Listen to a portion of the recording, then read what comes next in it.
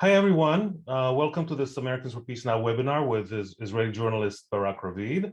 I'm Ori Nir, and with me is my colleague Madeline Cheragino. She's APN's Government Relations Director. Hi, Madeline. Hi. Today we're discussing Barak Ravid's new book. I'll briefly introduce him and his book in a moment. Before I do, just a quick reminder that this webinar is being recorded. The video will be posted on our YouTube channel, and the audio will become a new episode of Peacecast, our podcast. And the other reminder, as you all know, is that you are welcome to ask questions. Please post them using the Q&A tool that's at the bottom of your screen. You can do it at any time as of now if you'd like to relay questions through us to Barak. So Barak Ravid is one of Israel's leading journalists. He is now with the Israeli news site Walla and with the US-based Axios. Also formerly with Haaretz and Israel TV Channel 13. He produces scoops at a really kind of dizzying rate. I can't remember an Israeli journalist who had that many scoops over the years, and I've been following Israeli media for many, many years. But not only the quantity, but also the quality of the scoops. In other words, I haven't seen anyone who works as doggedly, and I've experienced it personally, to substantiate his exclusive stories. Barak's new book, Trump's Peace, is a case in point. It was released last month with a big bang. I'm sure that all of you have seen the references to Trump's relationship with Netanyahu and other juicy things. But the book is also studded with a lot of other really interesting revelations and insights, and we're going to talk about some of them today. Writ large, the book tells the story of how the Trump administration failed in its efforts to achieve the deal of the century, the Israeli-Palestinian peace deal to resolve the Israeli-Palestinian conflict, but how that failure basically gave birth to a series of normalization agreements between Israel and Arab states, the United Arab Emirates, Bahrain, Morocco, Sudan to a lesser extent. So with that introduction, hi Barak, thanks for joining us. Hi Ori, hi Madeline, it's great to be here. So Barak, your book was published in Hebrew, obviously, and it's only available in Hebrew. I read it on a digital reader, but when would our English-speaking participants be able to read it in English? Well, I hope it's going to happen in the next few months. I'm not sure I'll be able to have it ready by Passover or Easter, but I hope that by the summer it will be online in English, and it's in the process of translation and also in the process of finding a publisher. But in any case, even without a publisher, I'm sure I'm going to to publish it independently if no publishing house in the US will be interested. So I hopefully by June you'll be able to read it in English. I'm looking forward to it as a non-Hebrew speaker. But obviously, there's been a lot of reporting out from this book, and I'm really excited to kind of dive into this with some questions on Trump's moves to advance Israeli-Palestinian peace deal. I understand your book documents the development of U.S. diplomacy prior to the publication of the so-called deal of the century, which Trump's team proceeded with, even though they knew that the Palestinians would not accept it, and even though the Israeli side was not enthusiastic about engaging with it. Could you talk a little bit about why Kushner and his team proceeded with a plan that they must have realized would have been dead on arrival? Yeah, I don't think. Look, I'll divide my answer to two parts chronologically. I think that the problem started when Trump, in December 2017, when Trump decided to recognize Jerusalem as Israel's capital and announced he's going to move the embassy. And Trump's people, Kushner, Jason Greenblatt, when they had this discussion with Trump, they knew that this is going to create a problem for them, and that the Palestinians will stop engaging, but they saw it as the sort of bump on the road that, it will take, I don't know, a month, 3 months, 6 months, but at the end, the Palestinians will eventually go back to the table. And it didn't happen. This was miscalculation, obviously. And then they found themselves in a situation where a year into the administration, the Palestinians are not talking to them.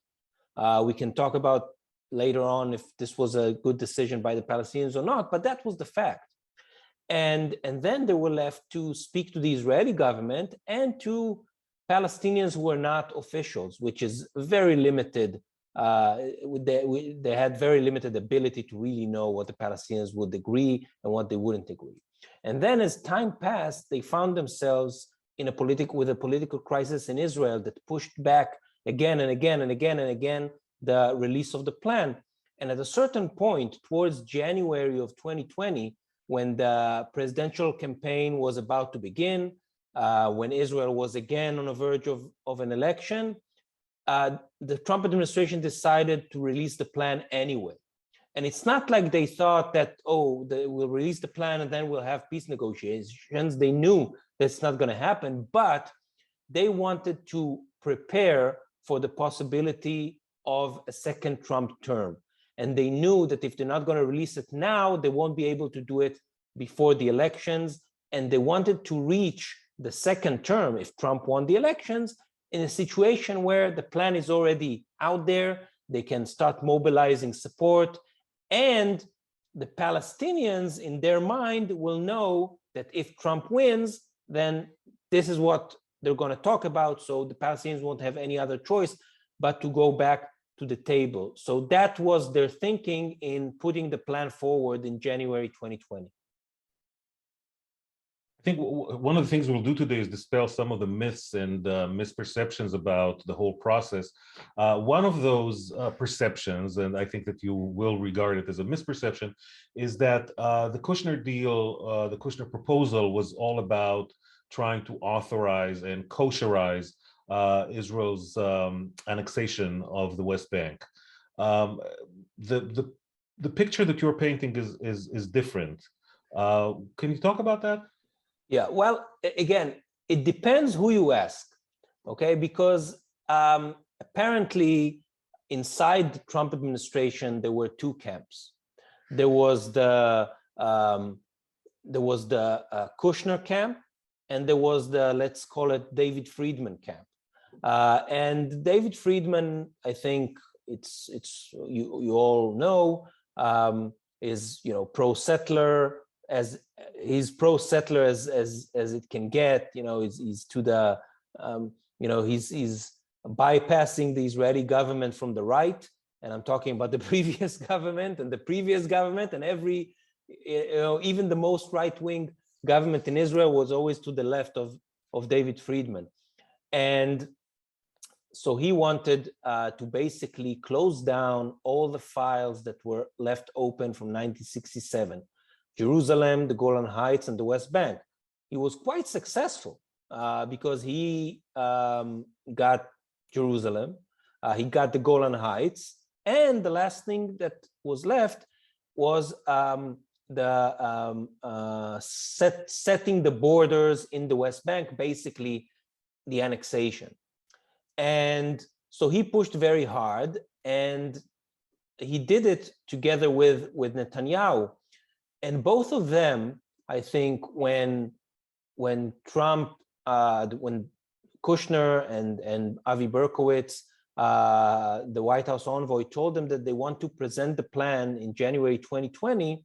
So as I said, for Kushner and Trump and Berkowitz, this release of the plan was in order to, put it out there, start mobilizing international support. For Netanyahu and David Friedman, it was all about a land grab. And how do we manage to do this annexation in the best way possible and the fastest way possible. And I think that when you got to the point of the day that the plan was released, each of the camps thought about this day in a totally different way. And it came to a clash that evening when Netanyahu and Friedman both said, Friedman said right after the ceremony of the release of the plan, Friedman said Israel can go right away and annex 30% of the West Bank. Netanyahu, a few minutes later, said, I'm going to do it on Sunday, 5 days away.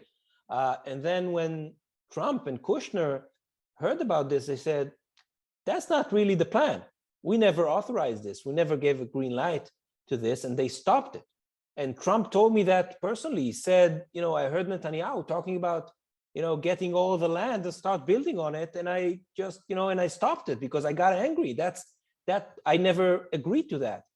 So I think that this was the main point. It's not that the administration had anything in principle against Israel annexing parts of the West Bank, but the context that Trump and Kushner saw this happening was as part of the end game, not just the unilateral land grab, right? Off the top of the, of the release of the plan.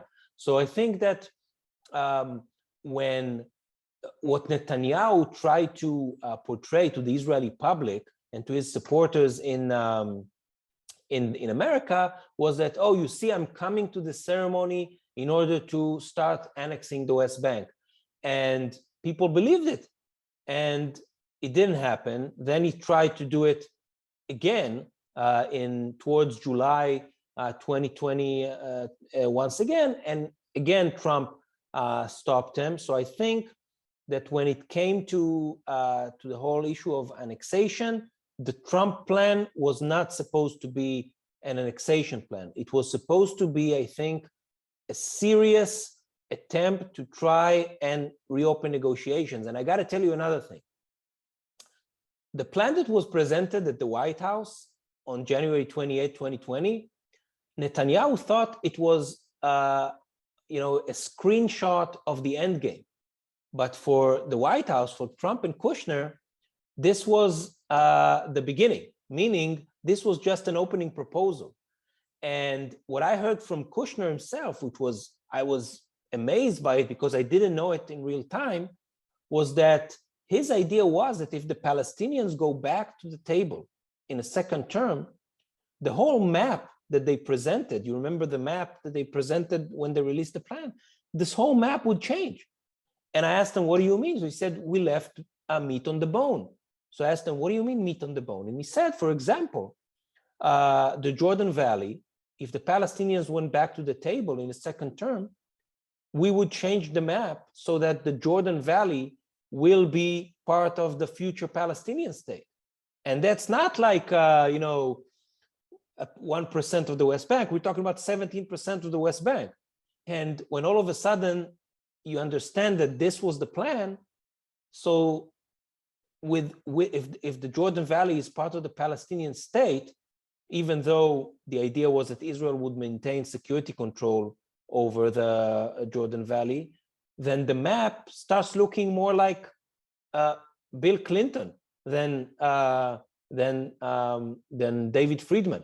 So it's I think the way or everything we were told about this, at least according to my research, was very tainted according to the political considerations, the political needs at the time. But the plan was to change the map again according to the developments with the Palestinians. Speaking on that subject, why would you say Netanyahu, who for years avoided annexing the West Bank, decide to full steam it in 2018, or so it seemed at the time, with an annexation initiative? Did he really intend to do this, or was it a bluff? Yeah, it was. Madeline, that's a question I've been asked a lot, and because a lot of people said both Netanyahu's admirers and both Netanyahu haters say, well, you know, Netanyahu is a genius. He planned it all along to just invent this annexation spin, and at the end, because he's such a political magician, he will get something in return. And he didn't really want to do it. And it sounds very Netanyahu thing to do, okay? But it's not what happened. And what happened was that Netanyahu really wanted to go forward with the annexation. And you're right that in the past, he was against annexation. He thought that it would lead to a one-state solution, and it would be disaster for Israel's future. But I think that since the election in 2015, he went through a radicalization process that was even enhanced by when the police investigations against him began.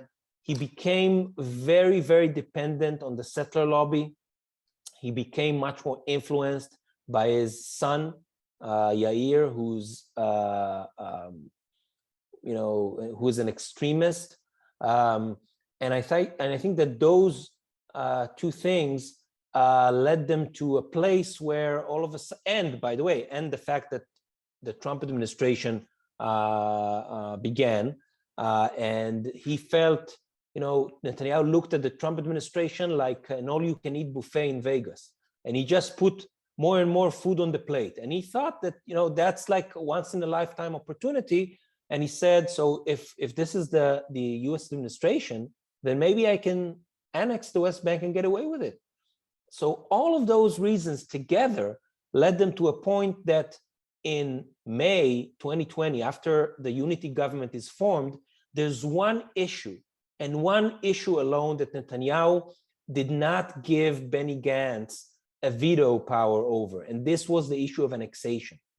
And in the coalition agreement, he set this deadline of July 1st to begin the process of annexation. And when Benny Gantz, it's amazing, after they're signing the agreement, they're signing the coalition agreement, they go out, they have a glass of wine, they, and they like celebrate, whatever. And they go to and then Benny Gantz went to his car to go home, and he went with Yariv Levin, who was Netanyahu's chief ally in the Likud, and he was part of the coalition negotiations. And he asked him, Yariv, you got to tell me, why July 1st? What's the rush? So he tells them, we learned from January 2020 that if you don't do if you don't do something fast, you don't do it at all. So his plan was to really do it very, very fast. Unfortunately for him, he got pushback from this guy called Donald Trump, and towards the end of June 2020, Israel and the U.S. were at the closest point to a real huge clash that could have ended with Trump tweeting against Netanyahu, and until Netanyahu going on a unilateral annexation move without a green light for Trump, and Trump not backing it internationally, and this could lead to huge consequences. So I think that towards the end of June, this Netanyahu's annexation initiative was very, very, very close to happening.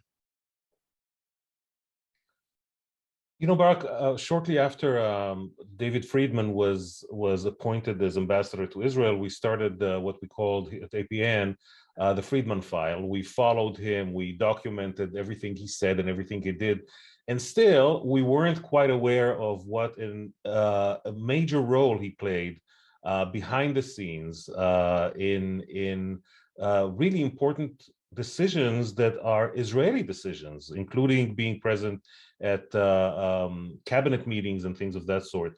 So I want to ask you to talk a little bit about Friedman, about his role in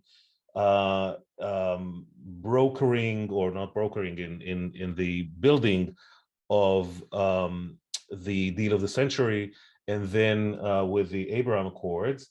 And also just the question, did you interview him for the book? Did he talk to you? Well, I tried reaching out to him twice when I worked on the book. We ended up, I think, not on the best terms. At least, when he did this move with the labeling of settlement goods, and I wrote some very critical stuff about it, and he got angry at me. It was really towards the end of the administration. So I reached out to him twice. He didn't answer the phone. And then I heard that he was writing a book. So I thought there was, no point of, continuing to try and reach out to him, because it's either he's not answering because, he doesn't want, he wants to write his own book, or that, I just, didn't feel confident enough that, to talk to him without, jeopardizing my own project. And David Friedman, as I said, he set the goal to himself to close down all the open files of 1967. And he was a very effective ambassador, maybe the most effective one. And he managed to be effective because he projected, both in Israel and in Washington, the idea that he's just one phone call away from Donald Trump. And I'm not talking about a landline. I'm talking about, he could just pick up the cell phone, call, hey, Donald, what's up? Okay. It wasn't the case. Okay. It wasn't the case. I have to admit, I thought for a long time that this was the case. It wasn't the case, but he managed to project this image. And he projected it inside the American system, and it made him very, very, very influential. And you have to add to that some of the things he did with partners inside the administration that were not in the White House. For example, all of the actions against UNRWA, okay? He did it with Nikki Haley and with certain people at the State Department.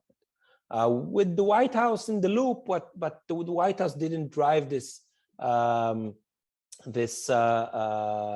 this issue, and also on settlements, and on the legality of settlements, and on the labeling of settlement products, and on the Golan Heights, that he pushed it through through Pompeo and to the White House, and he was very, very effective.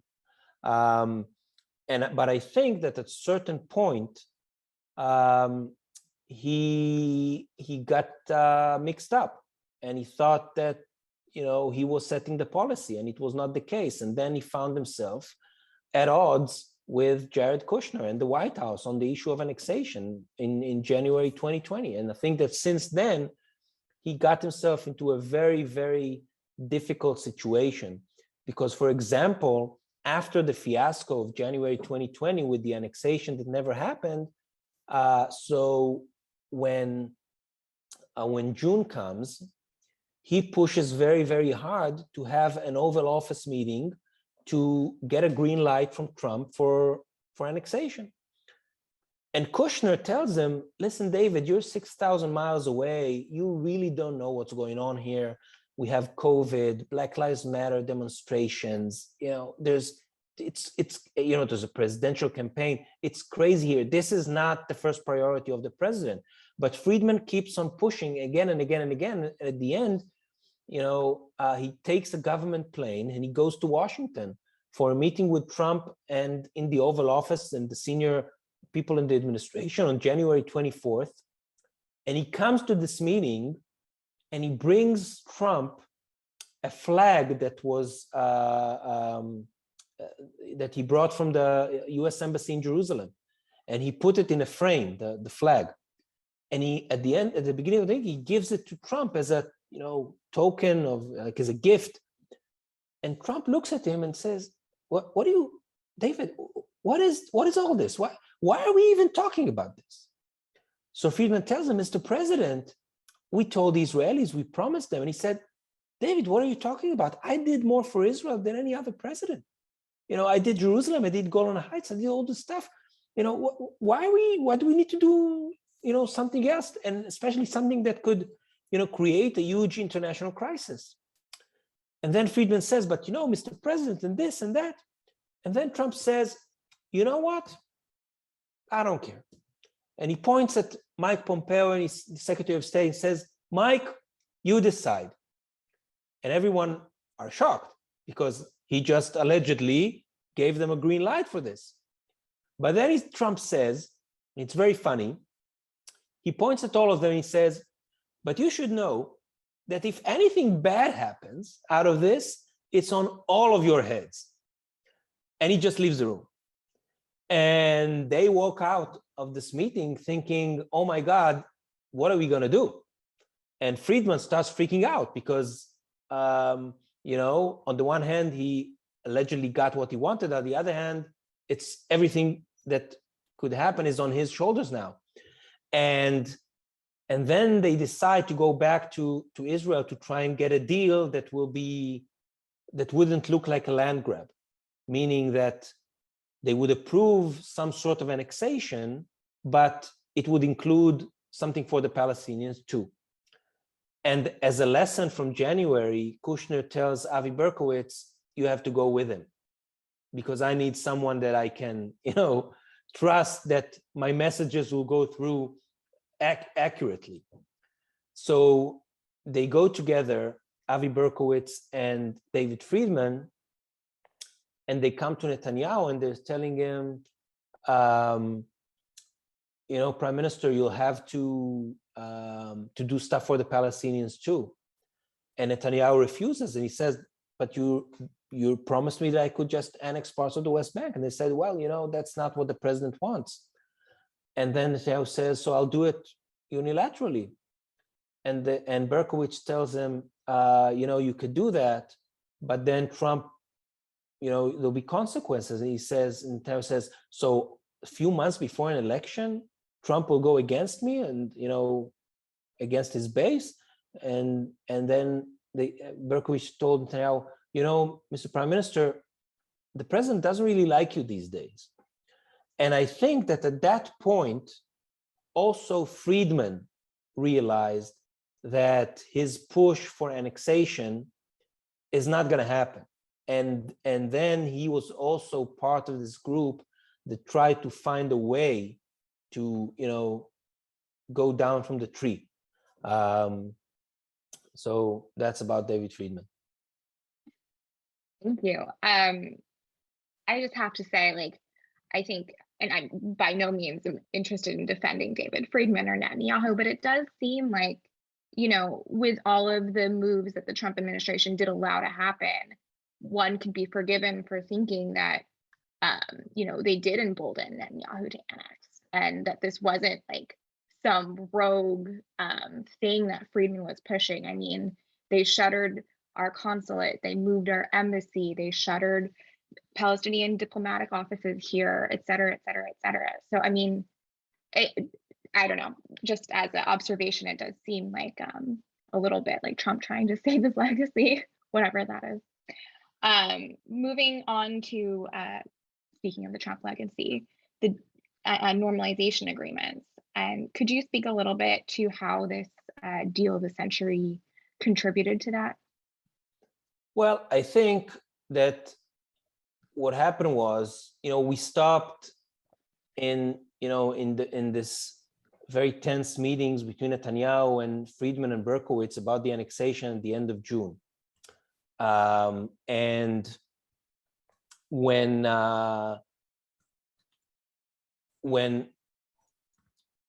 they got to July 1st, after 4 days of meetings, they realized that that the deadline arrived, and there's no annexation, no agreement on annexation, but they knew that they needed to look for something else. And if we go back to the day where the Trump plan was released, there was something interesting in the room. 3 Arab ambassadors came to the ceremony. The ambassador of the UAE, Yusuf El Utaiba, and the ambassadors of Bahrain and Oman. And this was, I think, the first signal that there's some sort of a shift in the Arab world. And after the ceremony, when the Palestinians rejected the plan, you had an Arab League meeting. And in this Arab League meeting, 5 Arab countries spoke favorably about the plan. And they said it was a good first step, it was a basis for discussion. And I think that, again, if you analyze it, you could see that the fact that the Trump administration laid out the plan and the Palestinians rejected it gave many Arab countries the, if you want to call it like this alibi to say, you know what, they got a proposal again, they rejected it again, so now we're not going to stay hostage to, we're not going to give the Palestinians a veto power over our own interest. So in a way, I think that the fact that the plan was released and it included the principle of a two-state solution, and it included the principle of a Palestinian capital in East Jerusalem, okay, regardless of the map and of the, how much of East Jerusalem it was. But again, the broad principles were there. So the Arab countries looked at it and said, so to the Palestinians, so why are you rejecting? Why are we not engaging on this?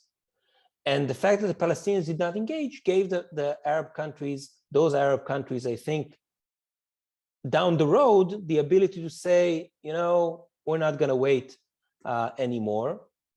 And this is why I remember that one of the countries that was most vocal a few months later to stop the annexation was the UAE. And the reason for it is because A, they wanted to preserve two-state solution.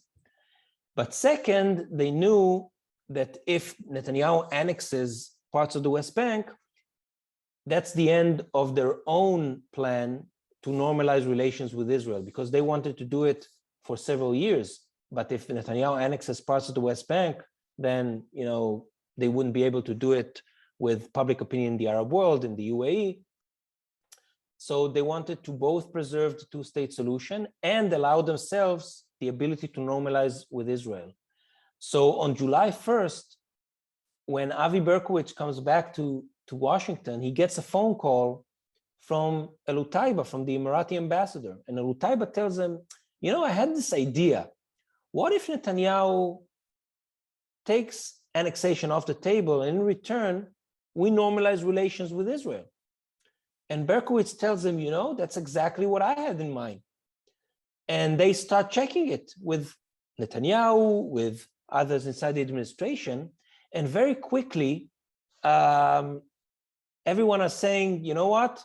This is exactly the ladder that we needed in order to turn this, what at the time looked like a clash that is just waiting to happen in this huge international crisis, and to turn it into a diplomatic breakthrough. Yeah, you referred, and in your epilogue to the book, you talk about U.S.-Palestinian relations and are quite critical of the Palestinians.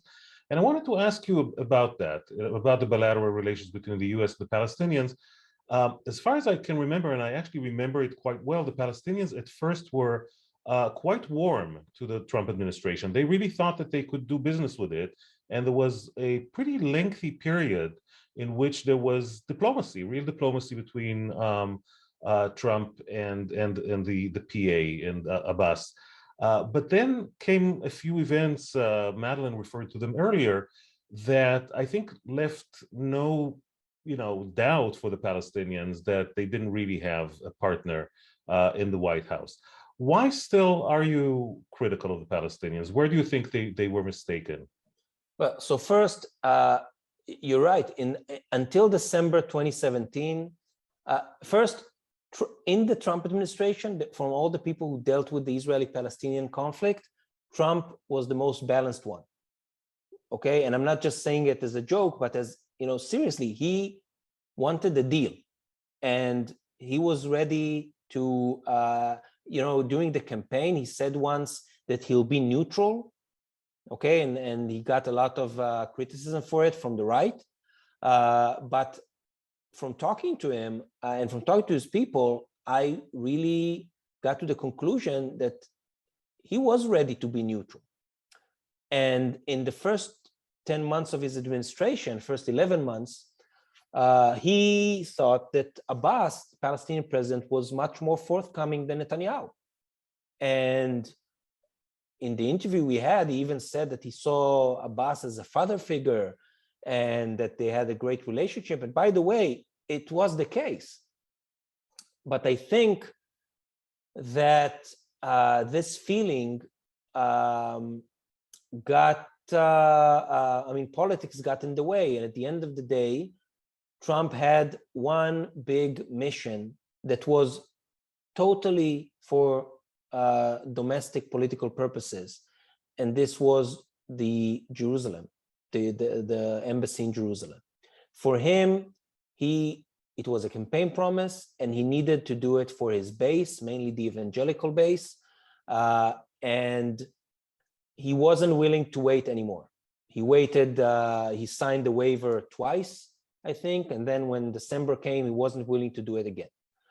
He just wanted to do it. And I think that he didn't he and his people didn't see enough how destructive this would be to their relationship with the Palestinians. And it was, even destructive is an understatement. But again, I'm critical of the Palestinians because I think that they didn't play their cards well enough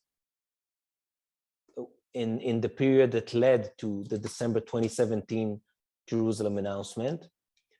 And even after that, it's okay to be angry or to stop talking to the Trump administration for a while, but the Palestinians didn't gain anything out of not talking to Trump for 3 years. They gained nothing. They just lost because more and more bad stuff happened. After Jerusalem, and I heard it from Trump and from all of his people, if the Palestinians played their cards right, they could have gotten something which was similar in the importance of Jerusalem. And instead of trying to get something for them, they just boycotted Trump. And I think that if they didn't boycott Trump, his plan would have looked much differently and much, much closer to Palestinian interests.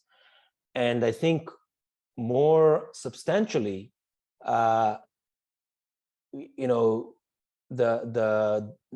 boycott of the Trump administration got the Palestinian Authority on the verge of collapse. And if Trump won a second term and the Palestinians would have continued their boycott, I'm really, I think that they would have gotten to a point of, a second Nakba. It doesn't mean that someone would have, expel 3 million Palestinians from the West Bank. But I mean, when I say second Nakba, I mean it as the destructive effect on the Palestinian national movement.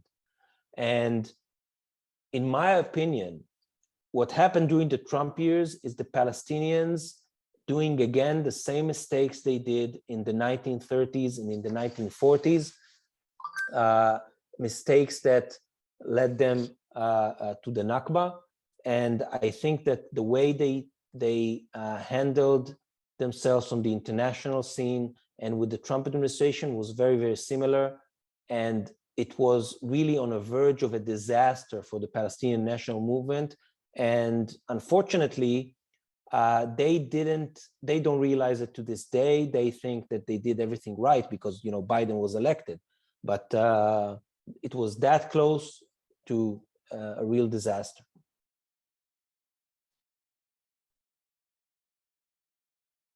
Thank you. I want to shift gears and talk a little bit about Iran. We have a question in the chat asking, how the threat of Iran played into the UAE's decision to sign the Abraham Accords. When I started working on the book, I thought that this was the issue, that it's all one big alliance against Iran. And I'm not saying Iran is not a factor, but it's not number one, it's not even number two. And I was really surprised by that, because for the Emiratis, the normalization process with Israel was needed as part, and was needed for it was almost a domestic issue, meaning the country is going through more and more reforms all the time, social reforms, economic reforms. Crown Prince of Abu Dhabi, Mohammed bin Zayed, who's the de facto ruler of the UAE, he's trying to change the whole perception of how an Emirati sees himself, meaning that from a country that is dependent on products from other countries to a knowledge-based economy of people who are doing stuff on their own. And it's a big change for a society to go through. And I think that the normalization with Israel was a way to help the UAE go through this process. And again, Iran is part of it, but it's not the main thing. It's technology, it's economy, it's building a society that is more tolerant and open to the world. So it's not just this issue of Iran. This is one reason, but it's not the main one.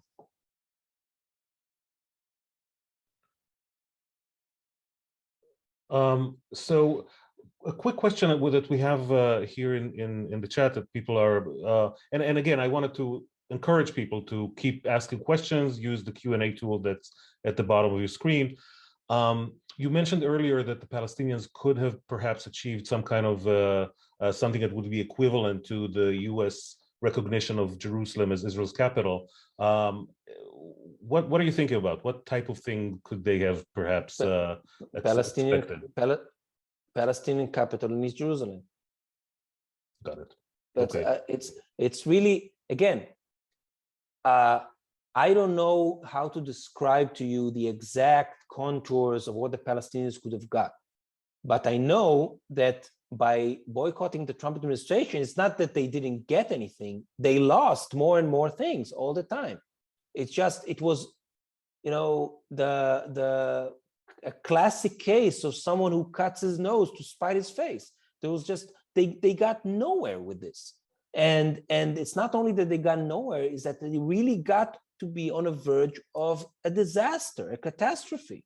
Again, today, when the US, resumed even today with the US resuming assistance, the PA is in a very difficult situation, okay? So, we forget, what the situation was.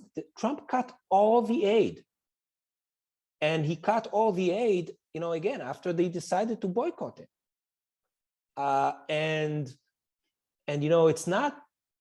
It's not politics. I mean, real people the lives of real people were affected by this, people in the West Bank and Gaza. And I think it was highly irresponsible of the Palestinian leadership to go for that, knowing that people would suffer. Again, normal citizens. You want to play politics, you want to fight, politically, that's fine. But, you need to understand how this influences your own people. And I just think it was a huge, huge mistake that, again, got them nowhere. So I think throughout this conversation, we have a question in the chat that kind of gets to this, but a lot of this relies on Trump and his, administration's retelling of events. And as we've seen time and time again, Trump has the utmost disdain for journalism and is what I would say is a pathological liar. How did you cut through that, and how much of this, in terms of like your assessment that Palestinians would have actually gotten, equivalent of Jerusalem if they had just stuck it out, while at the same time, again, we had a settler as our ambassador, and a number of other indignities were put upon them before they chose to cut ties? First, because the Trump plan designates parts of East Jerusalem as the capital of Palestine. That's part of the plan that was presented. Okay, it's a fact. I don't know how many people in the audience know that, but the Trump plan included a Palestinian capital in parts of East Jerusalem. Okay, I think it was part of the Bantustans that they put out, but I wouldn't say it was like a legitimate, overture. Again, again, something that is, I'm talking about facts here.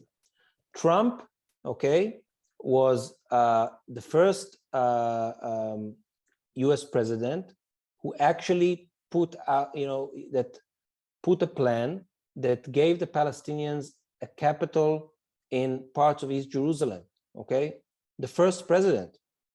Bill Clinton, when Bill Clinton proposed Palestine, said that the U.S. policy is that the Palestinians should have a capital in East Jerusalem on his last day in office. Okay, Barack Obama, he never said that this should be U.S. policy. Never, not once. Okay, Donald Trump did. Okay, so again, I got to tell you, I understand U.S. politics and how the country is divided. I'm not an American. I don't pay taxes in America. I don't vote in America. I don't, I'm interested in your politics, but it's not my business. Okay, so when I went to writing this book, the only thing that interested me, and until today, that's what interesting me, is what happened. Okay, and again, the fact is that the Trump plan included the Palestinian capital in parts of East Jerusalem. I'm not saying that it included all the parts that the Palestinians wanted, but I'm just saying that Benjamin Netanyahu basically agreed, okay, to a plan that included the Palestinian capital in East Jerusalem. And this is the most right-wing plan that would ever be presented, okay? So I'm just saying that it's not that that it's all just bad. And again, I heard from at least 4 people in the Trump administration, including Trump himself, okay, and all people who were involved in literally drafting the plan, that even and Kushner told me that on the record, that even in East Jerusalem, okay, if the Palestinians would have engaged, then their part of East Jerusalem would grow. And that was the plan for the second term if Trump had won. So again, I can only write the things that I heard from people. And if anybody has not opinions, if anybody has facts that show otherwise, I'm really willing to listen. If we want to have an argument over our opinions, that's also fine. But again, I tried in the book, there's almost like, I think 5% of the book, maybe less, is, let's call it like analysis or opinion. 95% is just what happened. So, and again, that's what happened. So I actually would like to ask you about an opinion, or about I'm going back to the epilogue where you are you're criticizing the Israeli left and the U.S. pro-Israel left as well for somewhat dismissing the normalization agreements, the Abraham Accords, and you are attributing it to the antipathy that the left has toward Trump. So my question is towards Netanyahu. And toward Netanyahu, yeah, right. So I have a couple of questions about this. One is, wouldn't it be more accurate to say that it's not only that, but also the recognition that the normalization agreements did very little to advance Israel toward peace with the Palestinians? That's one question. Second question is, do you see potential going forward for the UAE and Bahrain and others to contribute to Israeli-Palestinian peace? And then I had a third one, which I forgot now, so you can address those two first. I'll tell you, I don't want to talk about, in America. Let's talk about the Israeli left, okay? The Israeli left and it was quite ironic because it's just really, it's also sad because you see how those things happen so quickly. 2 weeks after the new government was formed, Yair Lapid went to the UAE to inaugurate the embassy. And all of those people, okay, who were so, so cold towards the Abraham Accords when it was announced, when Netanyahu was the prime minister, all of a sudden you saw them celebrating that, Lapid is going to the UAE and inaugurating the embassy. So again, I thought it was just a testament to how our politics were just making people unable to judge things in really like according to the, to the substance and not according to the politics. That's again, and without being an expert on American society, I think it would be fair to say that very similar phenomena were in America. And look, the Abraham Accords were not meant to solve the Israeli-Palestinian conflict. It wasn't their goal. So a lot of people say, oh, but it didn't do anything to solve the conflict with the Palestinians. This wasn't the goal. It was, a separate track that I think happened, regardless. But I think it did some great things for the Palestinians. First, it stopped the annexation. And Netanyahu was trying to portray this. He said, this is peace for peace. And he said, oh, all of you lefties who thought that we should make peace, that, land for peace, in here, I gave you peace for peace. And it was, bullshit. Because in order to get the peace agreement with the UAE, Netanyahu gave up on the annexation. And I think this was a huge thing. And that's first. Second, I think that the Abraham Accords, and we saw it during the war in Gaza, and something that I only found out after the war when I was working on the book, that Morocco, Bahrain, and the UAE put quite a lot of pressure on Israel to stop the war. And I think they had a lot of influence on the fact that it ended after 10 days. So I think that if you ask whether it did good things for the Palestinians or not, I think it did. And I think it can do much, much more. Unfortunately. How so? In what way? How do you think? What's the potential? I think the potential is huge. There are so many, the main thing right now is to stop the PA from collapsing, save the PA from collapsing. This also means money, and it means economic projects and all of that, and all those things. The UAE and other, and Morocco and Bahrain are ready to help, but unfortunately the Palestinians are still, stuck, and they're unwilling to engage. Again, not with Israel, with the UAE. So I think it's a big problem. The UAE sent aid to Gaza, okay, during the height of COVID. The Palestinian Authority refused to let it in. Look, I think it's highly unfortunate, and I think there's huge potential. And at the end of the day, I think that today Israeli policy on the Palestinians is also influenced by the new agreements with the Arab countries. And I'll say something even more. Look at what's happening since the Abraham Accords. What's happening with Jordan? The peace with Jordan became much warmer. Look at the peace with Egypt. It became much, much warmer. We had the prime minister for a public visit in Egypt for the first time in a decade. We had a minister of defense for the first time in a public visit to Jordan, also in a decade. We have trilateral projects between Jordan, Israel, and the UAE on, water for electricity. And there are many, many things that are happening.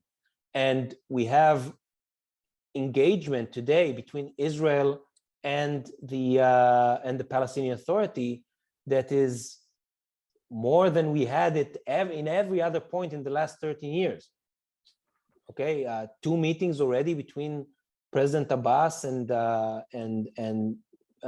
Minister of Defense Gantz, Lapid meeting with ministers from the PA, ministers of health meeting for the first time in a decade, ministers of environment meeting for the first time in a decade. Things are actually happening, and I think that the Palestinians, I guess, would never admit it, but I also think that they understand that they can't stay behind. Thanks, Barak. As we often do, we invite our chair of the board, Jim Klutznick, to say the final words, and he's with us. So please, Jim. Jim, you have to unmute. Again, usually talking to myself is what happens. So in any case, Ori, thank you, and Madeline, thank you, and thank you, Barak. It's nice to meet you. I just want to, being an older person, I do remember the Arab Peace Initiative from 2002. And really the key element of that was that there could be normalization with the Arab countries if they could resolve the Israeli-Palestinian conflict. So it's not that long ago, it's only 20 years ago, and I hope we don't lose that perspective. And in the meantime, you and I can agree about certain things with normalization because I think it does offer an opportunity. I hearken back to the API because I think the Arab countries, particularly the Gulf states, should be helping the Palestinians. Palestinians, maybe like the Israeli left, grew a little old and not as effective. And so I think we should remember that. I can also agree with you about you not paying taxes in the United States because Donald Trump doesn't pay much more than you do. And being in the real estate business for a long time, I can tell you he's a double dealer. If he could have sold Jerusalem twice to 10 people or 10 times 10 people, he would have done it. So I have no affection for him or his family.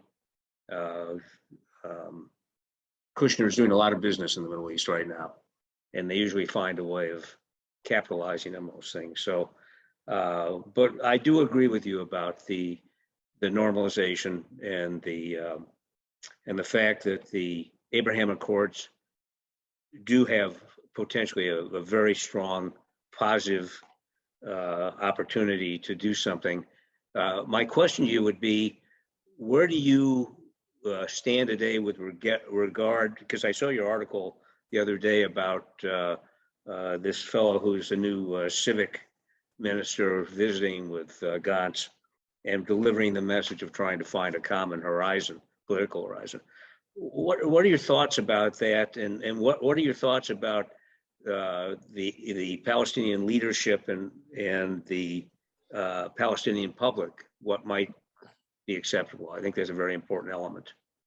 Well, again, thanks, Jim. I think that the main thing that is holding us back right now is the deep, deep political crisis in Palestine.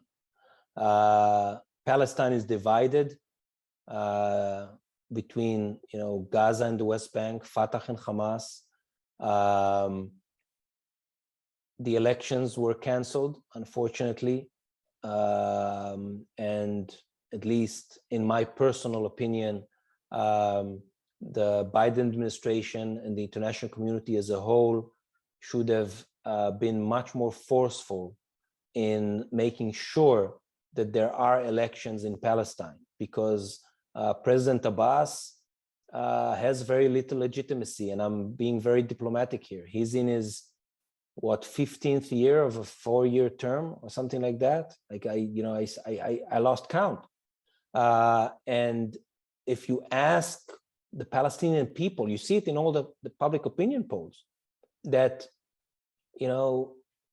you have millions of people that lost their ability to influence the political system. And I think that's, and you see that they don't trust Hamas, they don't trust Abbas and Fatah, and most of all, they want elections. They want to elect their leaders, and they've been deprived of that for a long, long time. And unfortunately, until there's some sort of a political change in Palestine, I think we'll stay stuck. I mean, you can't really negotiate with a person who has, he wasn't reelected. He's just there, and he's controlling the PA through presidential decrees that I'm not even sure that they're legal.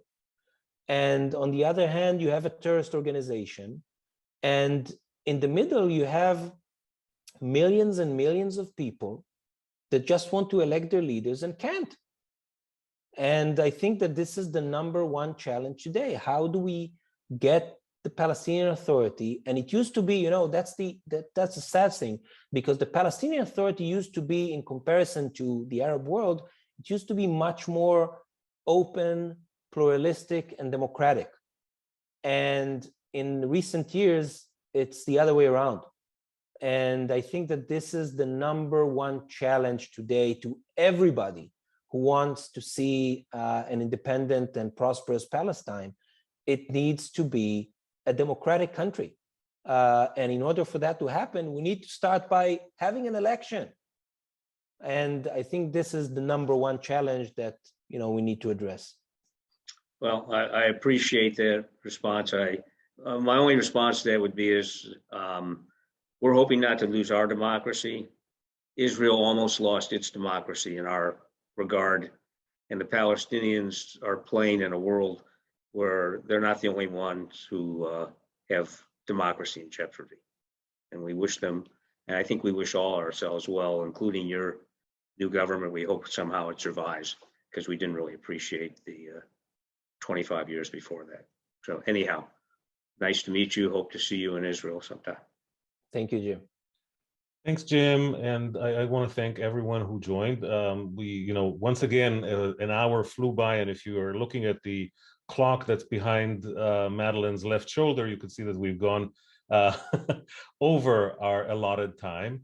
So can I just say one last sentence? Yeah, please do. Please go ahead. Sure. Just to close down, really, I got to tell you, I wrote this book when I thought nobody reads books anymore. Okay, so I wrote it to, in a way, also as a closure to 17 years of working on this issue. And I just felt that, okay, now is the time to try and wrap it up. And I really think after, living through this, covering this, writing about this, that the Abraham Accords are really the biggest breakthrough in the Middle East peace process in a generation.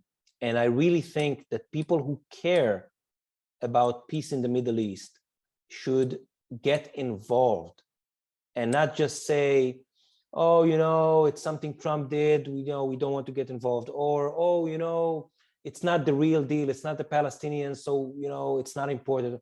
No, I think people who are interested in that's the thing, like Americans for Peace Now should be one of the biggest, lobbyists for strengthening the Abraham Accords and getting more countries involved. And I really urge you to first learn about this more and get involved, and also talk about it with your friends and with the US government.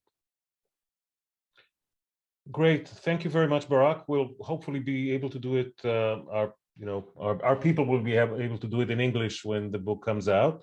We want to thank you very much for spending this hour with us. Thank you for inviting me. Thanks. Thank you. And we'll see everyone soon. Just a quick reminder, the video will be on YouTube sometime either today or tomorrow, and the audio on our podcast on Peacecast. Thanks again to everyone for joining, and this brings our webinar to a close. Thank you. Bye-bye. Bye.